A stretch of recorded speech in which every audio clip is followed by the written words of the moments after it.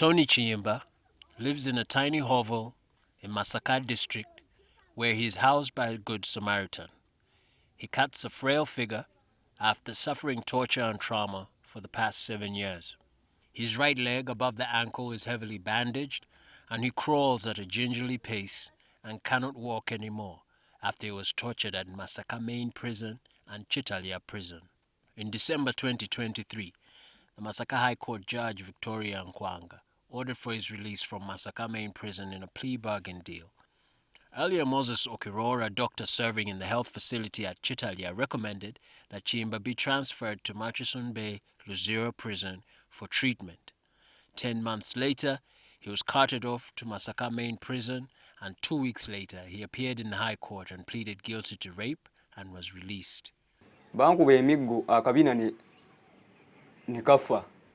As a result of the beatings, I began to constantly pass blood from my backside and had to fashion rags into pads to wrap myself in, then wear 3 prison uniforms to ensure the blood did not seep through. I had rugs I slept in and rugs I wore during the day. In July 2017, Kiyimba was accused of rape and detained in police custody for 2 weeks before appearing in court, which remanded him in Masaka Main Prison. When I Masaka, banteekako ko mu sseero ne bagiyiwamu amazzi nga gankoma muno. Kati bw'oba oyagala kwebaka. In Masaka, they kept me in a cell, which they filled with water up to the height of my ankle. If you want to sleep, you have to sit in the water. I spent 2 weeks in there. By the time they released me, my feet were swollen, the cold was unbearable, and my skin was peeling, and I was getting beatings. Afande Wajambuka would tell me my cell was a lodge that I had to pay for. So in the morning, they would take me out of the cell, beat me, and bring me back. And when my relatives would come to visit, they were denied the chance to see me. Kiyimba's eyes well with tears as he recounts his ordeal at the hands of prison staff in Masaka. His account flouts Article 44 of the Constitution, which lists torture amongst the non-derogable rights. The Prevention and Prohibition of Torture Act is part of principal legislation which outlaws torture, and in 1987, Uganda ratified the United Nations Convention Against Torture and Other Cruel, Inhuman, or Degrading Treatment or Punishment. When Kiyimba appeared in Masaka High Court for the long-awaited hearing in December 2023, his condition was so dire that it captured the attention of the presiding judge, Lady Justice Victoria Nkwanga. Yesterday he was brought before the court for plea bargaining. He submitted to plea of guilty. When the plea was read to him, he pleaded guilty. This Kiyimba Tony, when he came in and the case was called, I said, "Where's the accused person?" And I was told he cannot stand. And one of the prison warders carried him like a baby in his arms. And I said, "What is wrong?" I asked him, "What is wrong?" And he said, "I was beaten at Kitalya Farm Prison." Kiyimba, who lives with HIV/AIDS and due to this ailment experiences complications that include a heart condition and partial paralysis of his left upper body, had been transferred to Kitalya Prison following more than 5 harrowing years on remand in Masaka Main Prison. The 2-month incarceration at Kitalya on remand was marked by episodic abuses suffered at the hands of prison staff because, as Kiyimba alleges, he was unable to work on the prison farm. And when I told the prison staff that I was too sick to work, I received a blow to my head from Afande Kamunye. He struck my head with a stick, and I fell to the ground. Then he kicked me while I was on the ground with his boots and told me to go to work on the farm anyway. I received kicks and canes as they got me to my feet. Kamunye, Kiyimba's alleged tormentor, was in charge of the shamba and he took the laborers to the shamba to dig. He reserved his ire for Kiyimba, who he claimed defied his authority. Kati nga buli wayingira bw'aba tannanda bakasooka kubuuza. Afande Kamunye would fetch or order other prisoners to fetch me. They would bring me to him and he would say, "Get up and go dig." To which I would respond, "Afande, you want to kill me on the plantation?" I would receive a barrage of blows for my troubles. Afande Kamunye ng'asimbula miggo. In search of an escape from the torment, Kiyimba followed the advice of an unnamed prison doctor and sat amongst the patients at the prison's health facility. However, this only earned him more spite. Kati Afande Jacob nga buli wansanga ku ddwaliro. Whenever Afande Jacob would find me sitting amongst the patients at the hospital, he would pick me out from among them, even though I would tell him I was physically unable to dig. He would attack me with blows and kicks, all the while accusing me of defiance for never working on the farm. He rarely carried a stick and mainly kicked me until I would pass out and was bleeding profusely. One time, I collapsed after he assaulted me. Then he grabbed me by my gonads and forced me to my feet and walked with fellow inmates, but collapsed. While I lay there, he kicked me 5 times before asking other inmates to pick me up and take me back. He came the following morning and asked me to go work on the farm. Awo n'asooka n'azinkubirawo nga 5 engatto. N'amala n'agamba abaana musitule muzzeeyo. According to the Ministerial Policy Statement 2022-2023, Uganda Prison Service planted and managed 4,221 acres of maize grain for the 2021 season and produced 9,181 metric tons on farms such as Kitalya Farm Prison. The production process is not mechanized and is reliant on prison labor. Working on prison farms is typically aimed at rehabilitating inmates, yet it is increasingly commercialized as prisons sell produce to offset their operation costs in the face of budget constraints. This has coincided with allegations of abuse and exploitation of prisoners supplying their labor to the farms. They would cane me, and when I collapsed in the farm, they would bring grass or maize waste and set fire to it near me, so I had no choice but to get up and resume digging.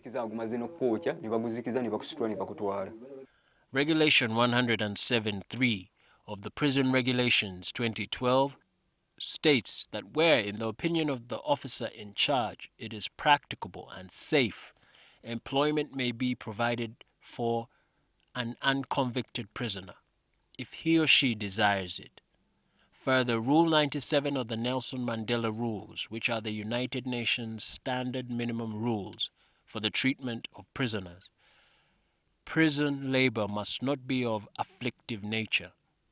Kiyimba's account suggests that prison staff at Kitalya routinely flouted these regulations to the detriment of inmates. There was another inmate with a broken back. Another inmate harmed himself by smashing his head hard against a glass window, and he sustained injuries to his head. He was being harassed to go and dig. Fed up, he harmed himself. They thought he had died. The conditions there are deadly. The U.S. Department of Treasury, in December 2023, sanctioned Uganda's Commissioner General of Prisons, Johnson Byabashaija, over allegations of torture in the country's correctional facilities. Visibly, Traumatized by his ordeal, Kiyimba is helpless and unable to support his only child and relies on the magnanimity of friends and family who buy medication, food, and even cook meals for him. Ruth Sechindi, the Director of Monitoring and Inspections at Uganda Human Rights Commission, however, suggests that allegations of torture in prison are rare. Torture has tremendously reduced in prisons. Of course, we once in a while there are situations where you get, cases of torture, but those are not the same numbers that we used to receive back in the days, of 2010 or before that. We note that in the last 10 years, I think there's been an improvement. And the torture is usually, that we have received is usually on prison farms. And it is usually related to forcing inmates to work. That is to dig, or when they are tired, to tell them to continue digging. Samuel Nsubuga, the Executive Director of the African Center for Treatment and Rehabilitation of Torture Victims, agrees that a majority of these incidents are recorded on prison farms. At times, you find a situation where the officers are harsh on them, especially when we are dealing with working on the large swaths of farms, and if they do not have the capacity or the ability to work on the farm, then the prison, some errant officers may go out of their way and violate their human rights. But what I can say is that the prison authorities have administrative mechanisms in which they deal with errant prison officers. According to the 25th annual report of the Uganda Human Rights Commission, the investigation of torture allegations is hampered by the fact that the Commission faces difficulties accessing medical reports from health facilities to corroborate allegations of torture. Nicholas Opio, a human rights lawyer, attests to this, suggesting that these cases are underreported. Because the prison doors are locked, access is limited. It is extremely difficult to even be able to investigate cases of torture. It's difficult for prison authorities, for inmates to even be able to access information that will help them seek redress. Because the Prison Act, the Prevention and Prohibition of Torture Act, the Human Rights Enforcement Act makes it possible to sue individual officers. But it is exceedingly difficult to prosecute these cases because you cannot have access. Because prison is self-sustaining. They have their own medical facility. They use that facility to hide evidence.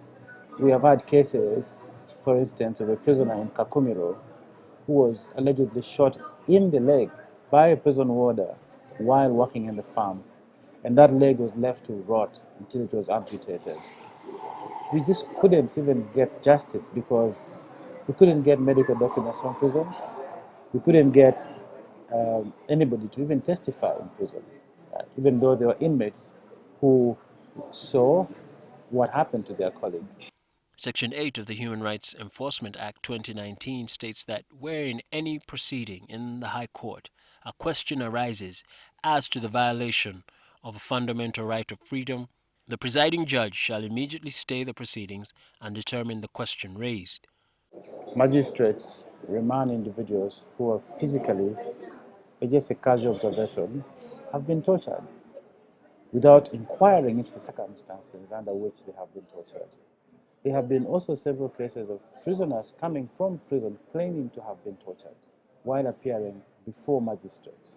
And magistrates, instead of doing what is required by the law to inquire into the allegations of torture, simply refer these individuals to prison authorities for proper redress, quote unquote. Section 10(1) of the Human Rights Enforcement Act provides that a public officer who individually or in association with others violates or participates in the violation of a person's rights or freedoms, he or she shall be held personally liable for the violation, notwithstanding the state being vicariously liable for his or her actions. However, this law has not been sufficiently tested to hold violators accountable. The practice is to defer to institutional disciplinary mechanisms for redress. We have seen disciplinary measures, the Commissioner General of Prisons taking action against his officers, and I think we have commended him for that. And I think that creates a deterrence for prison warders to torture suspects. Despite these reassurances, Opio is unconvinced that the internal disciplinary measures of the prison service can provide accountability. If somebody tortures somebody in prison, it is a criminal offense. That person should be charged immediately and should change uniform from being a prison warder to being an inmate himself or herself. And we don't see robust accountability.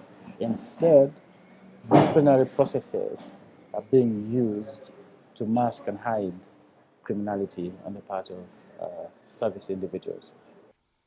Following his ordeal, Kiyimba wants justice and reparations as a victim of what Opio terms as the creeping militarization of the prison service. But prisons is now becoming like any other security installation in this country. If you go to Luzira, it's now manned by soldiers, right? Both outside the perimeter of Luzira prisons as well as inside Luzira prisons are armed, uniformed UPDF soldiers in red berets, in AK-47, and there's no doubt of the presence of UPDF officers inside prison facilities. Just take a casual look at Luzira and you'll see it for yourself. There's been a fusion between prison officials and other security agencies, and the bad practice of other security agencies is seeping into the prison authorities. And I think that regardless of the number, even one case of torture alone in prison should outrage all of us.